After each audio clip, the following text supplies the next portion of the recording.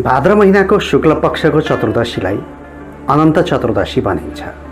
प्रत्येक वर्ष भाद्र शुक्ल चतुर्दशीका दिन काठमाडौँ लगायत ललितपुर, भक्तपुर, धुलीखेल, दोलखा लगायतका स्थानमा वर्षा र सहकालका देवता इन्द्रको पूजा आराधना गरी परम्परागत रूपमा इन्द्र जात्रा पनि मनाइन्छ। भाद्र शुक्ल द्वादशीका दिन हनुमान ढोका अगाडि धार्मिक विधिपूर्वक इन्द्रध्वजा सहितको लिङ्गो ठड्याएपछि प्रारम्भ हुने यो यात्रा विभिन्न प्रकारका नाचगान, रथयात्रा र देवदेवताको पूजा आराधना गरी 8 दिनसम्म मनाइन्छ। यसरी ठड्याइएको लिङ्गोलाई इन्द्र ध्वजोत्थान पनि भनिन्छ। त्यसबाहेक ऋषि तर्पणी पूर्णिमाका दिन जुठो, सुतक वा अन्य बाधा उपस्थित भई नूतन यज्ञोपवीत वा रक्षाबन्धन पर्व मनाउन वञ्चित भएका व्यक्तिले यस दिन अर्थात् अनन्त चतुर्दशीका दिन यज्ञको आयोजना गरी नयाँ जनै फेर्ने र रक्षाबन्धन बाँध्ने प्रचलन पनि छ। आज यिनै विषयमा म चर्चा गर्दैछु। पहिलो चर्चा गरौँ इन्द्र यात्राको।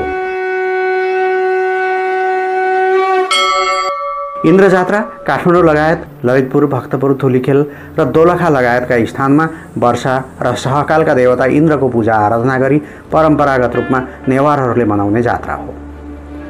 इन्द्र जात्रा काठमाडौँमा मनाइने विविध जात्रामध्येको एउटा रमाइलो महत्त्वपूर्ण जात्रा पनि हो। 12औं शताब्दीदेखि 18औं शताब्दीसम्म निर्माण भएका थुप्रै मठ मन्दिरद्वारा सुसज्जित हनुमान ढोका दरबार क्षेत्र यो जात्राको उद्गम स्थल हो। भाद्र शुक्ल पक्ष यालाथ द्वादशीका दिन इन्द्र ध्वजोत्थान गरी प्रारम्भ हुने यो यात्रा लगातार 8 दिनसम्म अर्थात् आश्विन कृष्ण यालागाको चौथीसम्म मनाउने गरिन्छ।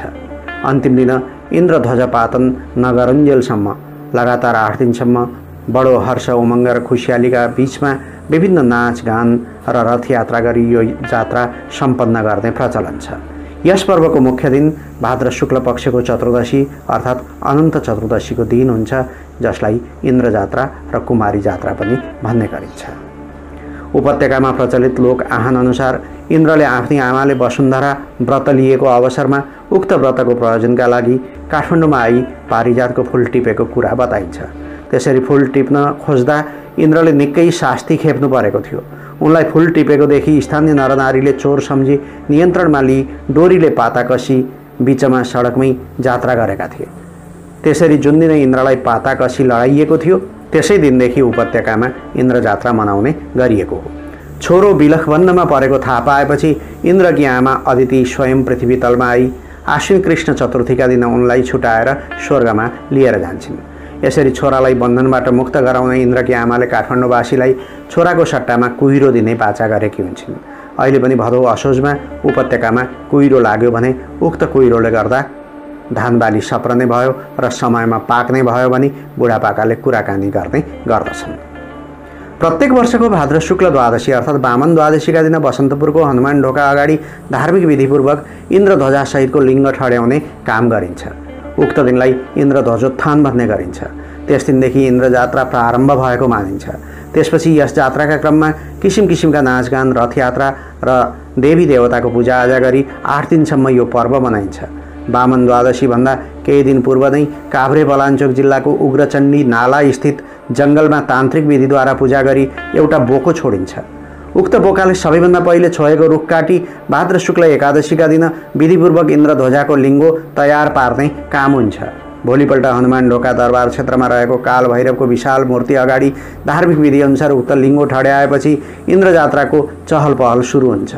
यसरी लिङ्गो ठड्याउने कामलाई इन्द्र ध्वजोत्थान भनिएको हो। नेपाल भाषामा उक्त लिङ्गोलाई योशी भनिन्छ। उक्त लिङ्गोमा विभिन्न चिन्ह अङ्कित मङ्गल सूचक पताका झुन्ड्याइएको हुन्छ। उक्त लिङ्गो ठड्याएपछि त्यसको फेदमा सुनको जलपले निर्माण गरिएको हात्तीमा सवार इन्द्रको प्रतिमा राखेर पूजा गरिन्छ र लिङ्गो ठड्याउँदा नेपाली सेनाको ब्यान्ड, गुरुजुको पल्टन र पञ्चे बाजा समूहले मङ्गल धुन बजाउने गर्दछन्। इन्द्र जात्रामा इन्द्र ध्वजोत्थान गरी लिङ्गो ठड्याउने कामको थालनी श्री 5 प्रताप सिंह शाहको पालामा सुरु भएको विवरण इतिहासमा उल्लेख छ। यस अवसरमा हनुमान ढोका दरबार क्षेत्रमा रहेको श्वेत भैरवको विशाल सरबमुख सर्वसाधारणलाई दर्शन र पूजाका लागि खुल्ला गरिन्छ। इन्द्र जात्राको अवसरमा मरुटोलमा मरुसत्तल र सिलियम सत्तहको बीचमा अग्लो डबली बनाई 4 सिंहमाथि रहेको खटमा इन्द्रको मूर्तिलाई डोरीले बाँधेर राख्ने चलन छ। आमालाई वसुन्धराको व्रत बस्दा आवश्यक पर्ने पारिजातको फूल र कर्कलो पृथ्वीमा मात्र पाइने र उक्त वस्तु लिन आएका देवराज इन्द्रले कसैको आज्ञा नलिई टिपेको हुँदा पछि मालीले देखेपछि उनी चोर साबित भएकाले उनलाई डोरीले बाँधी सबैले देख्ने गरी मरुटोलमा राखिएको र दण्डित गरिएको भन्ने लोकोक्ति छ। हिजो आज इन्द्रचोक, किलागाल र नरदेवीमा पनि इन्द्रको मूर्तिलाई त्यसरी नै अग्लो डबली बनाई प्रदर्शनमा राख्ने गरिन्छ। इन्द्र जात्राकै अवसरमा मध्यरातमा इन्द्रचोकमा रहेको किराँती राजा यलम्बरको शिर भनिने आकाश भैरवको मूर्तिलाई मन्दिरको बाहिरपट्टि खट बनाएर राखी विभिन्न प्रकारका फूलले सिँगारेर पूजा गरिन्छ। साथै धिमे बाजाको तालमा प्रसादको रूपमा भैरवको मुखमा जडित नलीबाट सर्वसाधारणका लागि जाँड र रक्सीको धारा बगाउने परम्परा पनि छ।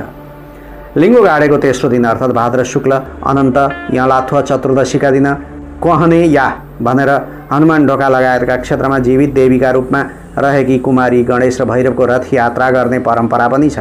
उक्त क्रममा कुमारी भैरव र गणेशलाई रथमा राखी काठमाडौँको पुरानो कान्तिपुर नगरीको तल्लो आधा भाग परिक्रमा गराइन्छ।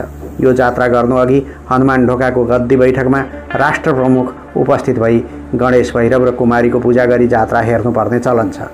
यो जात्रामा राष्ट्र प्रमुखको उपस्थिति जयप्रकाश मल्लको पालादेखि चलिआएको हो र कान्तिपुरका अन्तिम मल्ल राजा जयप्रकाश मल्लले जीवित देवी कुमारीको रथ जात्रा चलाई आफू स्वयं रथमा बसी नगर परिक्रमा गर्ने गर्दथे भन्ने लोककथन छ। यसै दिन बेलुकी गणेश भैरव र कुमारीको रथ परिक्रमा सकिएपछि मरुटोलबाट वर्षभरिमा मृत्यु भएका व्यक्तिका परिवारजनले सतबिज छर्दै कान्तिपुर नगरी परिक्रमा गर्दछन्। इन्द्रध्वजको लिङ्गो ठड्याएपछि सुरु भएको जात्रा दिनभरि 8 दिनसम्म राजधानीका विभिन्न ठाउँमा भक्कु नाच, हलचोकको सब भक्कु, भक्तपुरको महाकाली नाच, मजिपातको मजिपात लाखे नाच, 10 अवतार तथा इन्द्रको वाहन ऐरावत हात्तीको प्रतीकका रूपमा किलागलमा पुलुकुशी नाच नचाउने प्रचलन छ। यस उपलक्ष्यमा काठमाडौँबाट करिब 4 कोस पश्चिम पर्ने दहचोक स्थित इन्द्रदहमा रातभर जागराम बसी भोलिपल्ट स्नान गरेर मेला भर्न भक्तजनको कुइँचो लाग्ने गर्दछ। साथै कुमारी घर अगाडि रहेको त्रिलोक नारायण मन्दिरमा विष्णुले लिएको 10 अवतारको नृत्य प्रदर्शन गरिन्छ। यसपछि बहुमतः निकाल्ने भनी बाँसलाई माला उनेर लामो बनाई त्यसमा बत्ती बाली नगर परिक्रमा गराइन्छ। यो जात्रा काठमाडौँका मानन्धर समुदायले गर्ने गर्दछन्। भाद्र शुक्ल यलाथुवा पूर्णिमा अर्थात् जात्राको चौथो दिन थहने या भनेर गणेश भैरव र कुमारीको रथलाई कान्तिपुर नगरीको माथिल्लो भाग मरुबाट असनसम्म परिक्रमा गराइन्छ। त्यस दिन नेवार समुदायका मानिसहरूले सम्यबाजी खाने गर्दछन्। आश्विन कृष्ण यलागा चौथीका दिन नानी चा याह भनेर गणेश भैरव र कुमारीको 3वटै रथलाई किलागल परिक्रमा गराई बेलुकीको साइतमा लिङ्गो ढालेर जात्रा समापन गरिन्छ। यसरी 8 दिनसम्म नेवार समुदायले इन्द्र जात्रा मनाउने गर्दछन्। अब प्रसङ्ग अनन्त चतुर्दशीको। अनन्त चतुर्दशीका दिन भगवान अनन्तको पूजा, आराधना र व्रत हुने गर्दछ। यो दिन कहिल्यै अन्त्य नहुने सृष्टिका कर्ता, धर्ता र संहर्ता निर्गुण ब्रह्मको भक्तिको दिन हो। यो दिन व्यक्तिले सांसारिक क्रियाकलाप र माया मोहको लौकिक वृत्तिबाट पर हटेर ईश्वर भक्तिमा अनुरक्त हुने दिन हो।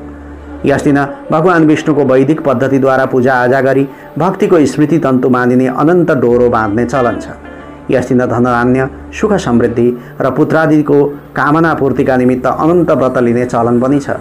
पाण्डवहरूले जुवामा आफ्नो सारा सम्पत्ति र राजपाट हारेर वनमा कष्टपूर्ण जीवन भोगिरहेका बेला भगवान श्रीकृष्णले यसको महत्त्व र वैशिष्ट्यको जानकारी प्रदान गरी अनन्त व्रत लिन आग्रह गरेकाले धर्मराज युधिष्ठिरले आफ्ना भाइ र द्रौपदीका साथमा यो व्रत लिएको प्रसङ्ग महाभारतमा उल्लेख गरिएको छ। उनीहरूले उक्त क्रममा विधिविधानले भक्तिपूर्वक अनन्त भगवानको पूजा आराधना गरी अनन्त सूत्र धारण गरेका थिए। अनन्त चतुर्दशीको त्यसै व्रतको प्रभावले पाण्डवहरूले आफ्ना समस्त सङ्कटमाथि विजय प्राप्त गरेको विश्वास गरिन्छ।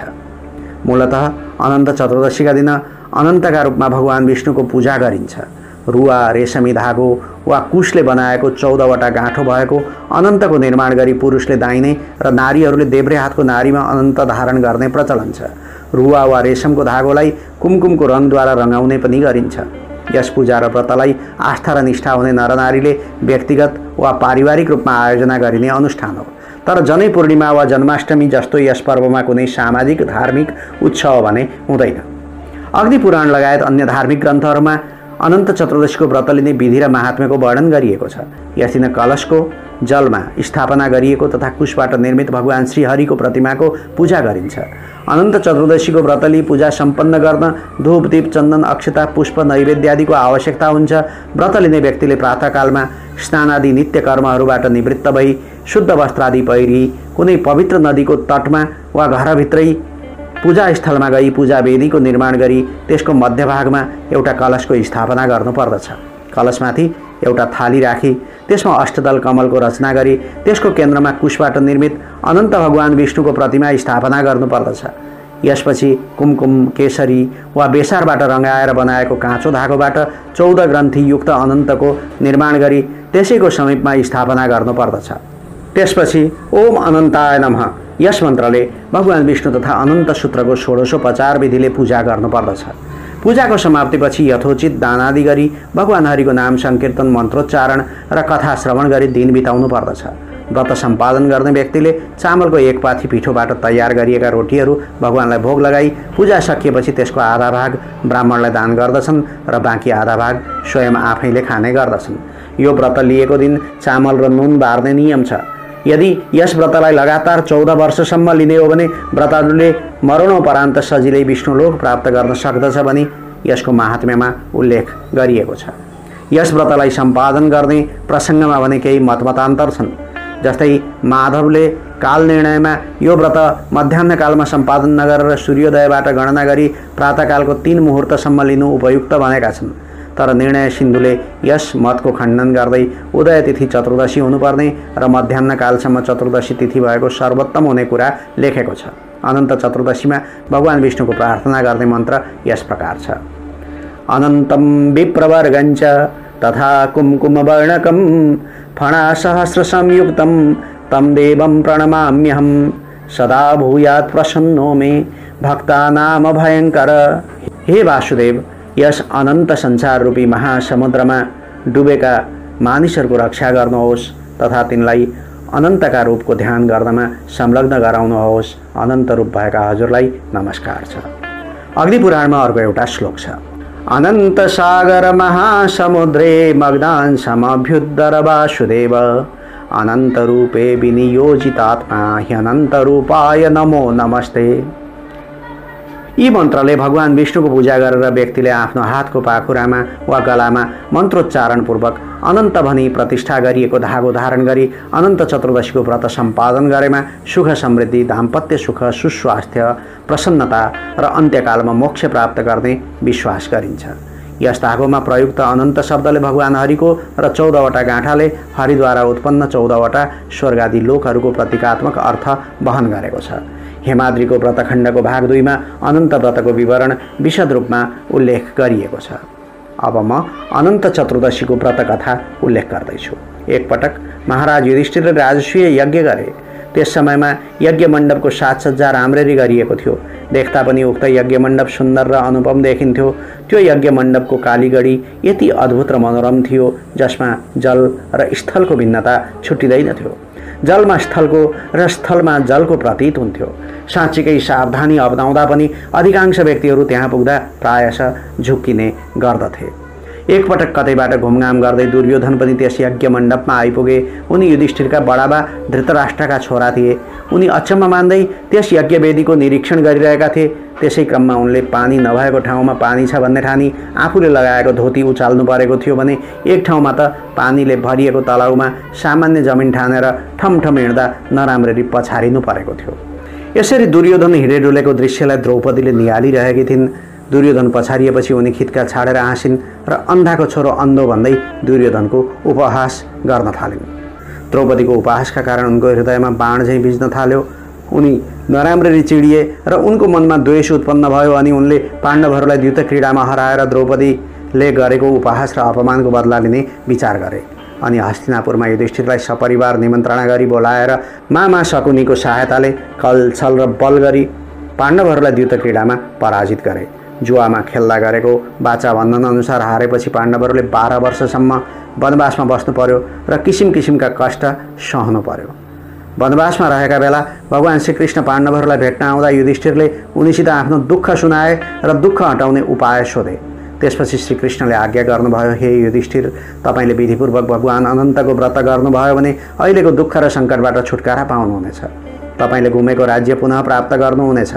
युधिष्ठिरले व्रतको विधि विधान र नियमका बारेमा जिज्ञासा राखेपछि यस सन्दर्भमा श्रीकृष्णले एउटा कथा सुनाउँदै बताउनुभयो।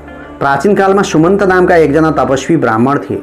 तिनी पत्नी दीक्षा र पुत्री सुशीलाका साथमा आफ्नो गार्हस्थ्य जीवन बिताइरहेका थिए। तिनकी छोरी परम सुन्दरी, धर्मपरायण तथा ज्योतिर्मयी कन्या थिइन्। सुशीला किशोरी अवस्थाकी हुन नपाउँदै उनकी माता दीक्षाको मृत्यु भयो। पत्नीको मरणोपरान्त सुमन्तले गर्कसा नामक स्त्रीसित दोस्रो विवाह गरे। उनले समयकालमा कौडिन्य ऋषिका साथमा छोरी सुशीलाको विवाह पनि गरिदिए। कन्यादान गरिसकेपछि छोरीको विदाई गर्दा सुशीलाकी सौतेनी आमा गर्कसाले केही इँटा र ढुङ्गाका टुक्रा बाँधेर दाइजोका रूपमा छोरी ज्वाइँलाई दिइन्। ससुरालीले दिएको पोकोली कौडिन्य ऋषि दुखी हुँदै नवविवाहिता पत्नीका साथ आफ्नो आश्रम प्रस्थान गरे। जाँदा जाँदै बाटामा साँझ पर्यो। सन्ध्याकाल भएकाले ऋषि कौडिन्य नदीका तटमा सन्ध्योपासना गर्न बसे।